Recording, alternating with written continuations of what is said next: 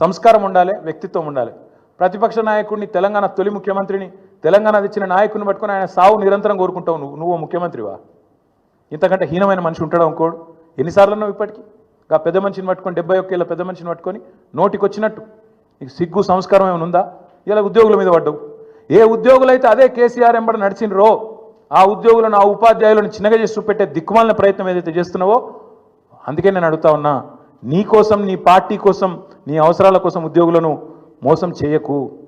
నాకైతే ఏమనిపిస్తుందంటే చివరిగా ఈ ముఖ్యమంత్రి గారి ప్రవర్తన చూస్తుంటే ఆ పాట పెట్టిండు ఎలక్షన్లప్పుడు, ఆనాటి రోజులు తెస్తాడు రేవంత్ అన్న అని. నిజంగానే తెస్తాడు ఆనాటి రోజులు.